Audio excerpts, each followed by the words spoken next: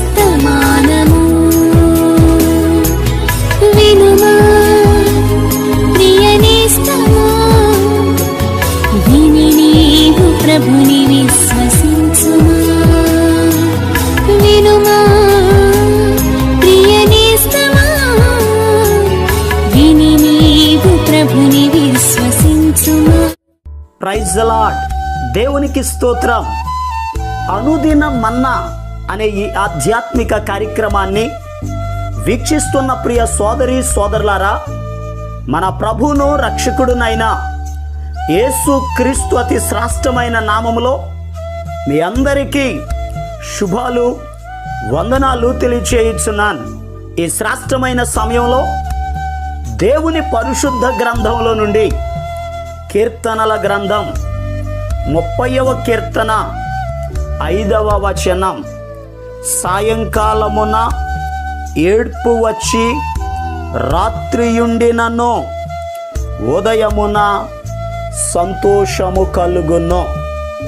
ప్రభునందు ప్రియ దేవుని యొక్క బిడలారా, ఈ 30వ కీర్తన భక్తుడు ప్రధాన గాయకుడైన దావీదు గారు రచించిన కీర్తన. ఈ దావీదు గారు 30వ అధ్యాయం 5వ వచనములో ఒక అద్భుతమైన మాటను తెలియపరుస్తున్నారు. సాయంకాలమున ఏడ్పు వచ్చి రాత్రి ఉండినను ఉదయమున సంతోషము కలుగును. ఈ భూలోకములో ఉన్న ప్రతి వ్యక్తి కూడా తన జీవితంలో సంతోషం కలగాలని కోరుకుంటారు, ఆనందంగా జీవించాలని కోరుకుంటారు, సుఖంగా బ్రతకాలని కోరుకుంటారు. ఏ వ్యక్తి కూడా ఏడ్పు, దుఃఖము, వేదన ఉండాలని ఎవరూ కోరుకోరు. పరిశుద్ధ గ్రంథంలో జ్ఞాని అయిన సొలొమోను గారు ప్రసంగి గ్రంథం 3వ అధ్యాయం 12వ వచనంలో ఒక అద్భుతమైన మాటను తెలియపరిచారు.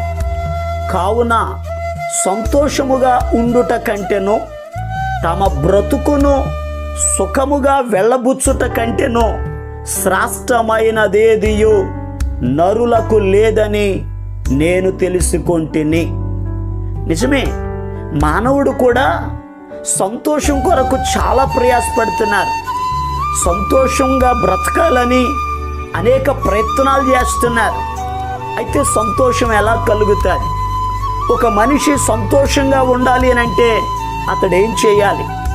లోకంలో సంతోషం కొరకు త్రాగేవారు, తినేవారు, విహారయాత్రలు చేసేవారు, సంతోషం పొందడం కొరకు అనేక ప్రయత్నాలు మానవుడు చేస్తున్నారు, కానీ సంపూర్ణ సంతోషాన్ని పొందుకోలేకపోతున్నారు. ఒక మనిషికి సంతోషం ఎలా కలిగిద్ది? ఈరోజు పరిశుద్ధ గ్రంథంలో నుండి కొన్ని విషయాలు జాగ్రత్తగా మనం ధ్యానం చేద్దాం. యెషయా గ్రంథం 51వ అధ్యాయం 11వ వచనం, యెహోవా విమోచించిన వారు సంగీత నాదముతో సియోనుకు తిరిగి వచ్చెదరు. నిత్య సంతోషము వారి తలల మీద ఉండును. వారు సంతోషానందము గలవారగుదురు. దుఃఖమును నిట్టూర్పును తొలగిపోవును. ప్రియ దేవుని యొక్క బిడ్డలారా, ఈ యెషయా గ్రంథం 51వ అధ్యాయములో ఒక అద్భుతమైన మాట ఇక్కడ తెలియపరుస్తూ ఉన్నారు. ఎవరైతే బంధకాలలో ఉన్నారో, చెరలో ఉన్నారో, శ్రమలలో ఉన్నారో, వారు దేవుని సన్నిధిలోకి వచ్చినప్పుడు, అనగా సియోనుకు తిరిగి వచ్చిన వారు సంతోషిస్తారు. ఎందుకు అని అడిగితే, సియోనుకు వచ్చిన వారిని ఆయన విమోచిస్తున్నాడు, అనగా విడిపించుచున్నాడు. వారి తలల మీద నిత్య సంతోష ఆనందములు ఉన్నాయి. వారికున్న దుఃఖము తొలగిపోద్ది, నిట్టూర్పు తొలగిపోద్ది, వారు సంతోషిస్తారని వాక్యంలో రాయబడి ఉంది. ప్రియ దేవుని బిడ్డలారా, ఒక వ్యక్తికి సంతోషం కలగాలి అని అంటే సియోను అనబడిన దేవుని సన్నిధిలోనికి రావాలి. ఈ లోకంలో ఎక్కడ సంతోషము లేదు, దేవుని సన్నిధిలో సంతోషం ఉంది. కీర్తనల గ్రంథం 16వ కీర్తన 11వ వచనంలో ఈ రీతిగా రాయబడి ఉంది, జీవ మార్గమును నీవు నాకు తెలియజేసేదవు, నీ సన్నిధిని సంపూర్ణ సంతోషము కలదు అని కీర్తనల గ్రంథంలో రాయబడి ఉంది. ప్రియ దేవుని యొక్క బిడ్డలారా, దేవుని సన్నిధిలో సంతోషం ఉంది. ఈ లోకంలో ఒక వ్యక్తి దుఃఖముతో, కన్నీటితో, వేదనతో, ఇబ్బందులలో తన జీవితంలో సంతోషం కలగాలి అని అంటే ఎవరైతే దేవుని సన్నిధిలోకి వస్తారో వారికి పరిపూర్ణమైన సంతోషం కలుగుతుంది. ఎందుకనగా వాక్యంలో రాయబడి ఉంది, హన్న అనబడిన ఒక స్త్రీ ఉంది. ఆమె జీవితం దుఃఖముతో గడుపుతుంది, వేదనతో గడుపుతుంది. ఆమెకు సంతోషము లేదు. సంతోషము లేనటువంటి ఆమె దేవుని సన్నిధిలోకి వచ్చింది. ఎలా వచ్చింది?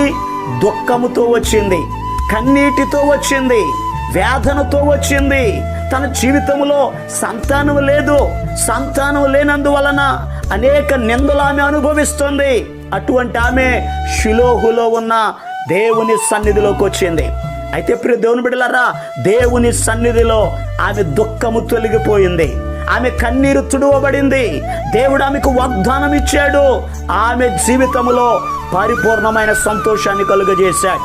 ఈరోజు ఈ మాటలు వింటున్న ప్రియ దేవుని బిడ్డలారా, నీ జీవితంలో కూడా హన్నా వలె దుఃఖాన్ని అనుభవిస్తున్నావేమో, నిందలు అనుభవిస్తున్నావేమో, సమస్యలలో ఉన్నారేమో. నీ బాధ ఎంతమందికి చెప్పిననో ఏ ఒక్కరూ నిన్ను విడిపించలేకపోతున్నారేమో.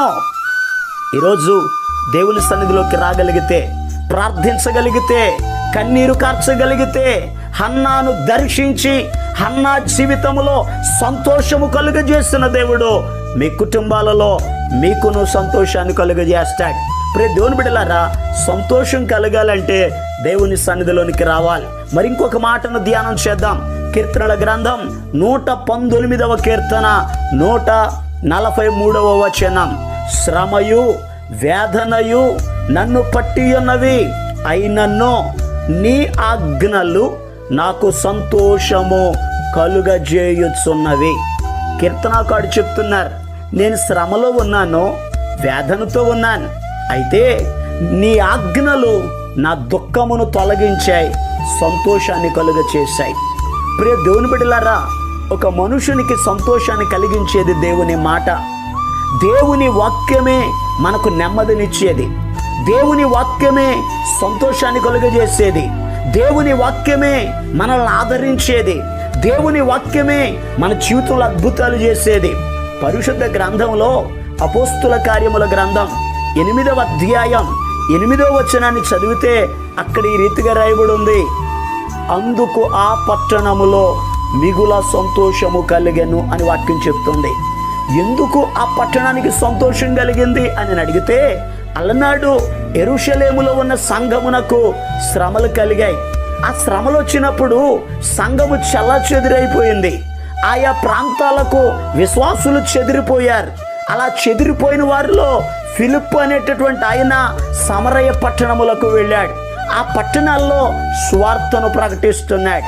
ఆయన దేవుని వాక్యమును బోధించుట ద్వారా ఆ పట్టణములో దేవుడు అనేక అద్భుతాలు చేశాడు. అపవిత్రాత్మలు పట్టుకున్న వారికి విడుదల కలిగింది. పక్షవాయువు కలిగిన వారు బాగుపడ్డారు. కుంటి వారికి కాళ్ళు వచ్చాయి. గ్రుడ్డి వారు చూపు పొందుకున్నారు. నానా విధములైన రోగముల చేత బాధపడుతున్న వారు స్వస్థత పొందారు. వాక్యంలో రాయబడి ఉంది, అందుకు ఆ పట్టణములో మిగుల సంతోషము కలిగెను. ఒకప్పుడు బలహీనులుగా ఉన్నారు, ఒకప్పుడు దురాత్మల పట్టి వేదన చెందుతున్నారు. అయితే దేవుని వాక్యమును బోధించుట ద్వారా దేవుడు కార్యాలు చేయడం ప్రారంభించారు. అందుకు ఆ పట్టణములో సంతోషం కలిగింది. మీ కుటుంబంలో ఉన్న శ్రమ వేదన తొలగిపోవాలంటే వాక్యాన్ని చదవండి, వాక్యాన్ని ధ్యానించండి, దేవుని మాటలు వినండి. దేవుని వాక్యమే మీ జీవితంలో సంతోషాన్ని కలిగిస్తుంది. మరి ఇంకొక మాటను చదువుదాం, చూడండి. జకర్యా గ్రంథం 8వ అధ్యాయం 19వ వచనంలో ఈ రీతిగా రాయబడి ఉంది, సైన్యములకు అధిపతియగు యెహోవా ఆజ్ఞ ఇచ్చున్నదేమనగా 4వ నెలలో ఉపవాసము, 5వ నెలలో ఉపవాసము, 7వ నెలలో ఉపవాసము, 10వ నెలలో ఉపవాసము, యోధా ఇంటి వారికి సంతోషమును ఉత్సాహమును పుట్టించు మనోహరములైన పండుగలు. ప్రియ దేవుని బిడ్డలారా, ప్రభు చెప్తున్నారు. యూదా అనగా స్తుతి అని అర్థం. స్తుతించేవారు, ప్రార్థించేవారు. దేవుని బిడ్డల కుటుంబాల్లో సంతోషం కలగాలంటే, శ్రమ తొలగిపోవాలంటే, దుఃఖం తొలగిపోవాలంటే వారు ఉపవాసం ఉండి ప్రార్థించాలి. ప్రియ దేవుని బిడ్డలారా, ఎవరైతే ఉపవాసం ఉండి ప్రార్థన చేస్తారో వారికి ఉన్న దుఃఖ దినములు సమాప్తములవుతాయి. మనం ఉపవాస దినాలలో ఉన్నాం కదా, కనుక తప్పనిసరిగా మీరు కూడా ఉపవాసం ఉండండి, ప్రార్థన చేయండి. మీకున్న శ్రమ వేదన తొలగిపోద్ది. పరిశుద్ధ గ్రంథంలో అహర్ష్వరోష్ అనే రాజుగారి కాలంలో యూదులకు మరణ శాసనం ఒకటి జారీ అయింది. అది జారీ అయిందని తెలుసుకున్న యూదులు, మొర్దెకై, ఎస్తేరు, యూదులంతా కూడా ఉపవాసం ఉండి ఏడవటం ప్రారంభించారు. ఉపవాస ప్రార్థన చేస్తూ ఉన్నారు. వారు ఉపవాసం ఉండి ప్రార్థన చేసినప్పుడు దేవుడు ఆ చట్టమును, ఆ శాసనములను తారుమారు చేశారు. వేసిన మరణ శిక్షను రద్దు చేశారు. వాక్యంలో రాయబడి ఉంది, ఎస్తేరు గ్రంథం 8వ అధ్యాయం 15వ వచనంలో, యూదులందరికీ సంతోషము కలిగెను. ఎందుకు కలిగిందయ్యా సంతోషం అని అడిగితే, వారి ఉపవాస ప్రార్థన వారి మీదకి వచ్చిన కీడును తొలగించింది. కీడు తొలగిపోవాలి అని అంటే, సంతోషం కలగాలంటే ఉపవాసం ఉండి దేవుని సన్నిధిలో ప్రార్థించాలి. నినివే పట్టణాన్ని కూడా దేవుడు చూచాడు. కీడు రాబోతుందని యోనాను పంపాడు, ప్రకటింపజేశాడు. అయితే నినివే పట్టణ ప్రజలు దుర్మార్గాలను విడిచిపెట్టారు, ఉపవాసం ఉన్నారు. దేవుని సన్నిధిలో తమ చెడు మార్గములను విడిచి దేవునిని బ్రతిమాలుకున్నారు. దేవుడు వారి జీవితంలో ఆ కీడును పంపడం మానేశారు. ఆ ప్రజలు సంతోషించారు. ఈరోజు ప్రియ దేవుని బిడ్డలారా, నీ జీవితంలో కూడా సంతోషం కలగాలి అని అడిగితే దేవుని సన్నిధిలోనికి రండి. దేవుని యొక్క సన్నిధిలో ఆయన మాటలను వినండి, ఉపవాసం ఉండి ప్రార్థన చేయండి. దేవుడు పరిపూర్ణమైన సంతోషమును మీకు అనుగ్రహించును గాక. ఆమేన్. మీకు సంతోషం కలిగినట్లు ప్రార్థన చేస్తాను. తల వంచండి, కళ్ళు మూసుకోనండి, ప్రార్థనలు ఏకీభవించండి. మహాపరిశుద్ధుడును ప్రేమ కలిగిన మా పరమ తండ్రి, అయా నీ బిడ్డలను దీవించండి. వారికున్న దుఃఖము, అయా వేదన యేసు నామములో తొలగిపోవునుగాక. పరిపూర్ణమైన సంతోషమును, ఆనందమును నీ బిడ్డలకు అనుగ్రహించండి. సమస్త మహిమ, ఘనత, ప్రభావాలు మీరే పొందుకొనమని ఈ దినమంతయు నీ బిడ్డల ప్రయాణాల్లో, పనులలో అయా మీరు తోడై ఉండండి. ఎవరైతే బలహీనులుగా ఉన్నారో యేసు నామములో స్వస్థత కలుగునుగాక నాకు జ్ఞాపిస్తున్నాను తండ్రి. ఇంకా గర్భఫలం లేని బిడ్డలకు, వివాహం కాని బిడ్డలకు అయా ఇదిగో వారి యొక్క సమస్యలు నీతో చెప్పుకుంటున్న ప్రతి బిడ్డ పక్షముగా నీ కార్యములు జరుగునుగాక నాకు జ్ఞాపిస్తున్నాను.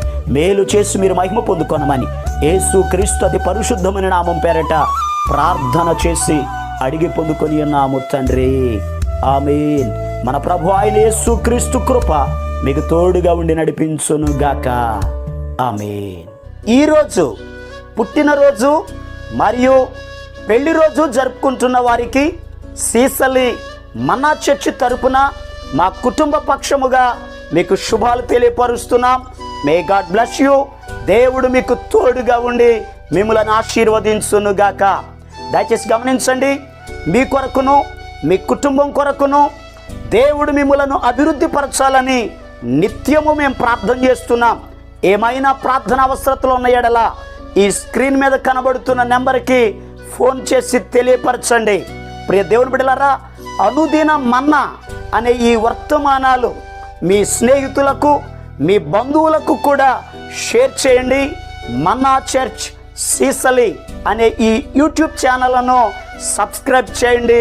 అందరికీ వందనాలు. కంచె వేసావు మా ఇంటికి, కరుణ చూపావు మా బ్రతుకులో.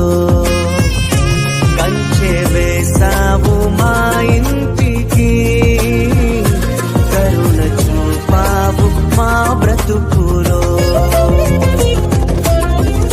నీతి సూర్యుడ తేజోమయా, నీ వెలుగు మా ఇంట నింపావయా.